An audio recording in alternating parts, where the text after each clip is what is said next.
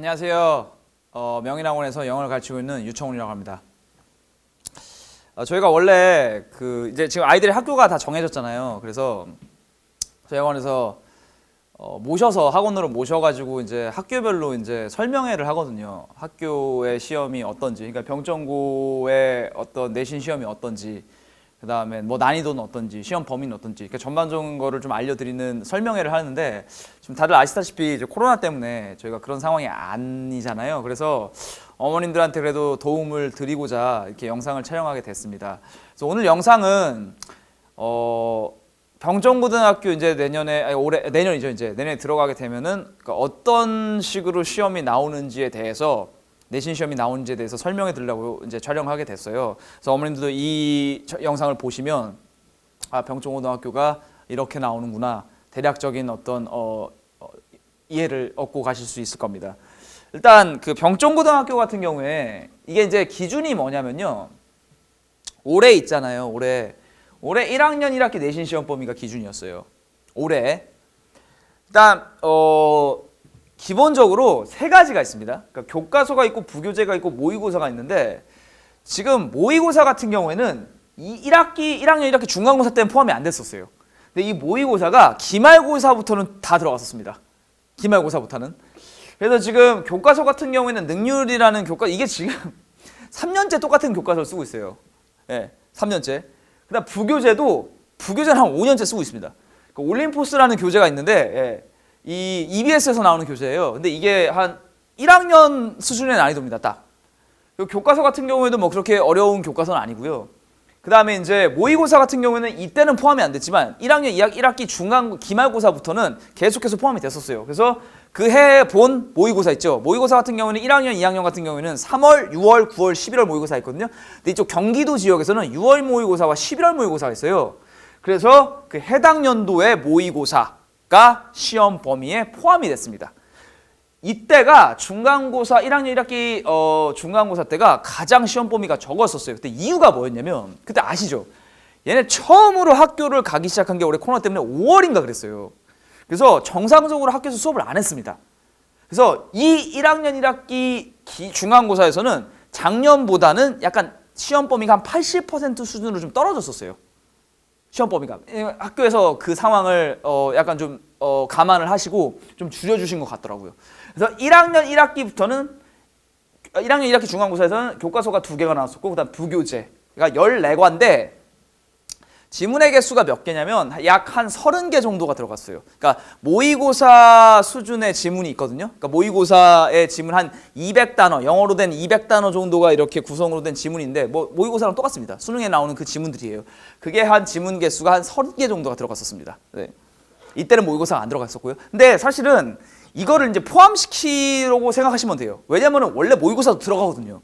근데 이때만 코로나라는 그 특수한 처음이었잖아요. 막 학교 5월 달까지 밀어주고 그 상황 속에서 선생님들이 이걸 빼주신 거예요. 근데 이거를 들어간다고 감안하시면 돼요. 그래서 원래 한 모의고사 개수, 지문 개수가 한 40개 정도가 돼요. 40에서 한 45개 정도? 그 다음에 교과서는 2가 정도입니다.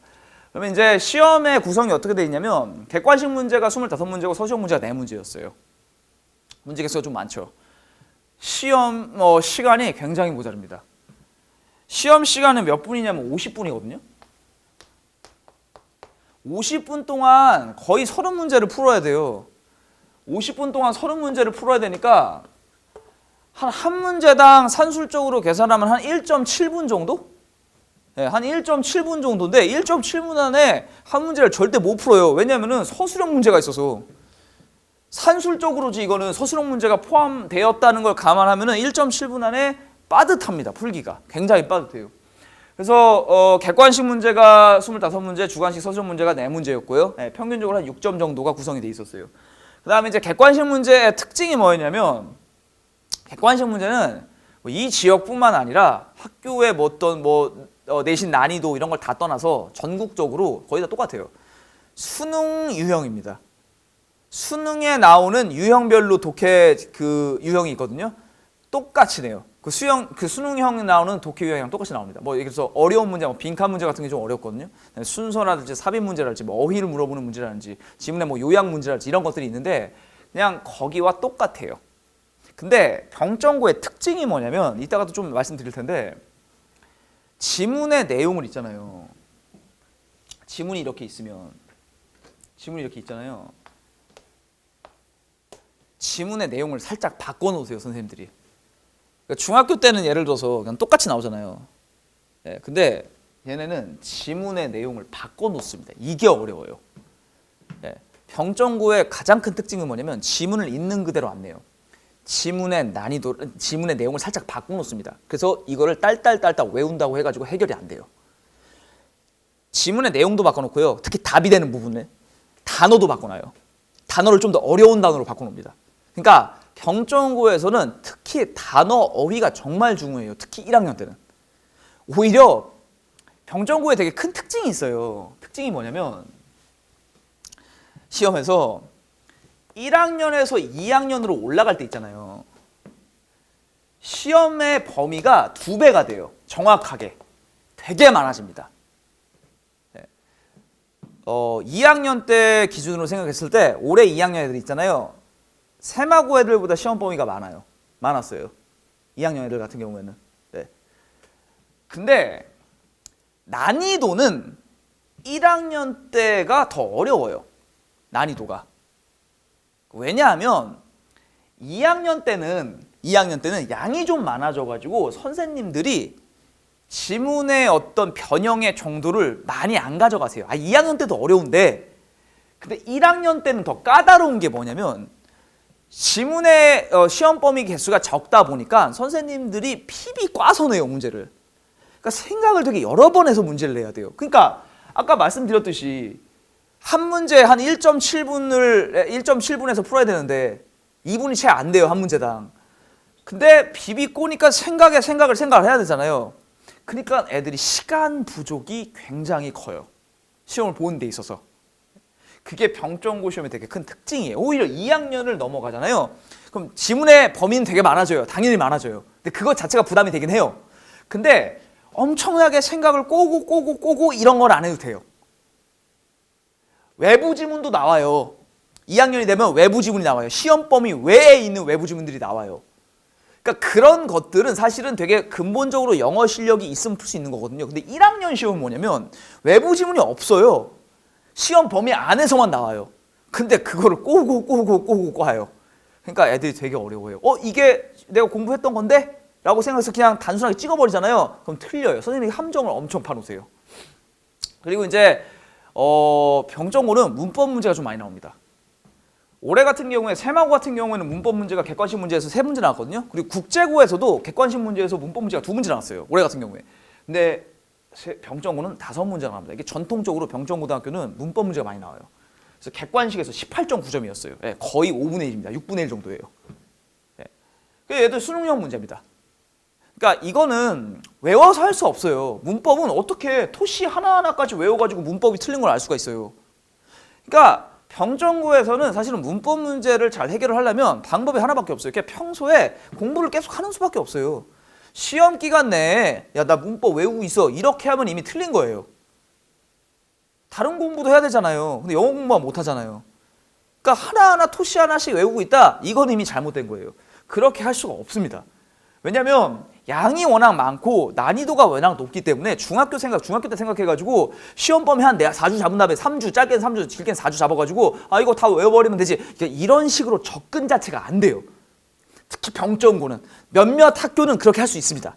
시험 범위가 좀 적고 시험의 난이도가 그렇게 어렵지 않은 학교에서. 근데 병정고등학교는 영어가 어려워요. 영어 시험이 어렵습니다. 그래서 그게 애초에 불가능해요. 그러니까 시험 범위를 따로 생각하는 거는 별로, 그러니까 공부에 별로 이렇게 크게 관심이 없다고 생각을 할 수밖에 없어요. 제 입장에서는. 왜냐면 시험 기간 내에 한 4주, 5주만 해가지고 될 수 있는 시험이 아니에요. 평소에 계속해서 꾸준하게 실력을 쌓아 가야지 그게 시험 범위 때 열심히 범위 안에 있는 걸 하고 시험 결과로서 나오거든요. 근데 병정고에서는 그러니까 1년 내내 공부를 한다고 생각을 해야 돼요, 사실은. 그쵸? 학교 잘 보내는 학교인데. 예. 대학교에 실적이 좋은 학교잖아요. 작년 같은 경우에도 최대치 찍었어요. 서울대학교 11명 보냈거든요. 예. 그러니까 되게 학교가 괜찮은 학교예요. 병정고등학교가 입시를 준비하기에. 수시도 그렇고 정시도 그렇고. 그런 학교에서 그냥 내신 기간 동안에만 공부해가지고 시험을 잘 보게 문제를 내지는 않을 거 아니에요. 맞습니다, 정말로. 네. 그러니까 계속해서 공부를 해야 되는 그것밖에 없는 것 같아요, 정말로. 네. 그래서 서술형 같은 경우에는 되게 병정고 문제가 서술형 문제가 그러니까 제가 저도 이제 영어를 가르치는 사람이니까 영어를 가르치는 입장에서 봤을 때 선생님들이 문제를 되게 잘 내십니다. 이게 문제를 잘 낸다는 게 무슨 말이냐면 문제를 굉장히 창의적으로 내세요. 틀에 박혀서 내지 않고. 그래서 병정고등학교의 서술형 문제는 일단 지문을 무조건 이해해야 돼요. 이거 너무나 당연한 얘기죠. 예. 지문을 그냥 해석을 하는 게 아니라 한 문장 한 문장씩 해석을 하는 게 아니라 지문의 어떤 논리적 유기성이 있거든요. 그거를 이해를 해야 돼요. 해석만 한다고 절대 되지 않습니다. 한 문장 한 문장 해석하면 뭐 되겠지 이게 아니에요. 그 지문 안에 있는 숨은 논리적 유기성을 가지고 선생님들이 문제를 내신단 말이에요. 그래서 제가 문제를 되게 잘 내신다고 하는 거예요. 선생님이 되게 신경 써서 내시는 거예요. 그런 것들은. 그러니까 이거는 근데 아이들이 혼자 파악하기가 좀 힘들어 하더라고요. 네네. 근데 저는 지금 병정고를 벌써 지금 4회 아이들 그러니까 졸업생으로 따지면 그러니까 졸업생들과 해가지고 벌써 이제 4년 차거든요. 이제 5년 차 들어가거든요. 그러면은 병정고등학교에서 그동안 이제 시험이 어떻게 나왔는지에 대해서 쭉 다 알고 있잖아요. 시험지 쭉 다 갖고 있으니까. 그래서 저는 병정고등학교 선생님들께서 문제를 어떤 식으로 어떤 지문을 가지고 지문을 어떻게 낼지에 대해서 어느 정도 예측이 가능해요, 사실은. 그래서 올해 같은 경우에도 적중률이 되게 높았어요. 예. 그래서 아이들이 본인이 갖고 있는 실력보다 조금 더 점수를 좀 높게 아이들이 가져간 아이들이 꽤 많거든요. 왜냐하면 제가 이렇게 찍어주는 부분에서 문제가 나오니까. 근데 이걸 혼자 하는 게 좀 힘들더라고요, 아이가. 왜냐하면 숨어있는 논리적 유기성을 찾는 게 되게 힘들어요. 이게 병정고 시험의 특징이에요. 그 숨어있는 논리적 유기성을 찾아내는 거, 그거를 기반으로 서술형 문제를 내니까. 근데 서술형 문제가 24점이잖아요. 그게 별로 안 되는 것 같잖아요. 1, 2등급 맞는 애들은요, 객관식에서 거의 다 맞아요. 예. 그러니까 객관식 다 맞는 거 그렇게 어렵지 않아요, 솔직히 말해서. 그러니까 제가 과제를 되게 많이 주는데 그 과제를 잘 풀면 돼요, 이행을 하면. 그럼 거기서 문제 다 나오거든요, 똑같이. 객관식 문제는. 서술형 문제가 이제 문제예요. 예, 서술형 문제가. 그러니까 그 숨어 있는 논리적 유기성을 찾아내는 거. 그 다음에 이제 서술형 문제에서 이제 큰 특징이 뭐냐면 문법 문제가 또 나옵니다. 근데 이 문법 문제는 뭐냐면 아까 객관식에서 문법 문제가 나왔잖아요. 근데 서술형에서도 나와요. 아까 객관식에서 18.9점이었죠. 서술형에서 문법 문제가 한 6점 정도가 되거든요. 그러니까 다 합치면은 문법 문제만 거의 25점이에요. 4분의 1이에요, 거의. 굉장히 높죠. 얘는 뭐냐면 서술형 문제, 문법 문제 어떤 식이냐면 밑줄을 몇 개 그어놔요, 이렇게 단어에다가. 그래서 틀린 거를 찾으시오.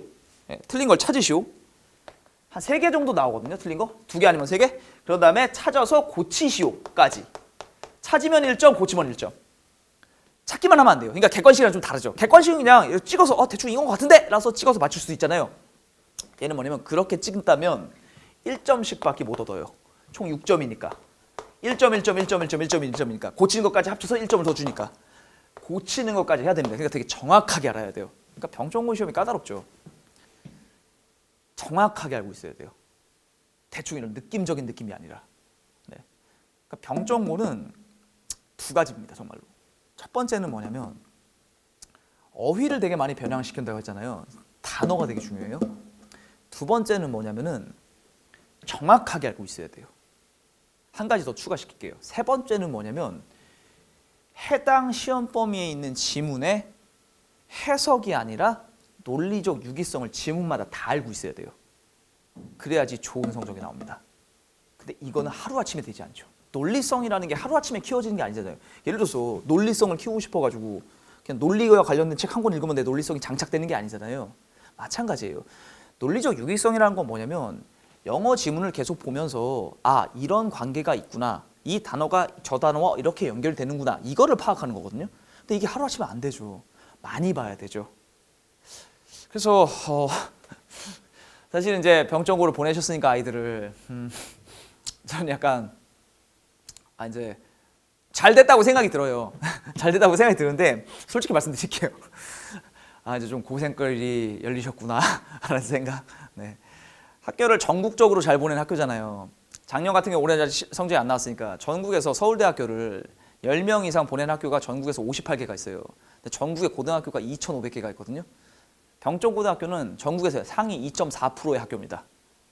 네. 근데 그런 학교에서 서울대를 많이 보냈다는 게 무슨 말이냐면 아이들이 뛰어난 아이들이 있다는 얘기예요. 그럼 뛰어난 아이들이 있다는 얘기는 뭐냐면은 시험 문제가 어렵다는 얘기예요. 왜냐면 뛰어난 애들의 성적을 변별을 시키려면은 등급을 내려면 선생님들이 어렵게 낼 수밖에 없거든요. 아이들의 수준에 따라서 시험의 수준이 진화합니다. 병정고는 그런 학교예요. 그래서 그러니까 처음에 1학기 때 시험을 잘 보려면 방법이 없어요. 준비가 돼 있어야 되는 것밖에 없습니다. 네. 이런 애들도 있어요. 저희 지금 1학년 아이가 있는데 수업을 듣고 있는 아이가 있거든요. 실제로. 그 아이가 저한테 언제 처음 들어왔냐면 한 2월 달 정도에 처음 들어왔어요. 2월 달 정도에. 그래서 2월 달 마지막 정도에 들어왔거든요. 그 아이가 영어학원을 처음 다닌다는 거예요. 정말로 처음 다닌대요. 혼자 공부하다가. 그래서 제가 아이고 큰일 났다 싶었죠. 열심히는 하는 아이였어요. 그 아이가 첫 번째 시험을 잘 못 봤죠. 잘 못 봤습니다. 5등급 정도 나왔어요. 네, 5등급 정도가 6등급 나왔나? 네, 6등급 정도가 나왔던 것 같아요. 되게 못 봤어요. 어쨌든 간에. 그 아이가 거기서 멈추지 않았어요. 계속해서 꾸준히 열심히 했습니다.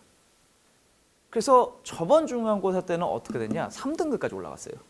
병정고에서 시험 한 2번, 3번 보고 6등급에서 3등급까지 올라가는 경우 거의 없어요. 왜냐면 애들이 다 잘해가지고. 근데 이게 뭘 보여주는 거냐면 병정고에 다니는 아이들 같은 경우 일단 합격을 했다는 것 자체가 학습 능력이 있다는 거거든요.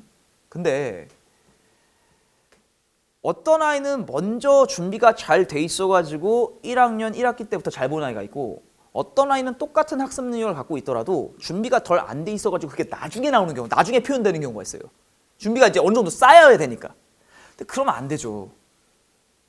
그래서 걔 보면서 지금도 학교 다니고 걔 지금 뭐라고 하냐면 선생님 저 영어가 지금 제일 자신 있다고 얘기를 해요. 되게 학습 능력이 좋은 애입니다. 미리 먼저 체험만 줬었더라면 1학년 1학기 중간고사부터 잘 봤을 거예요. 자기도 그래요.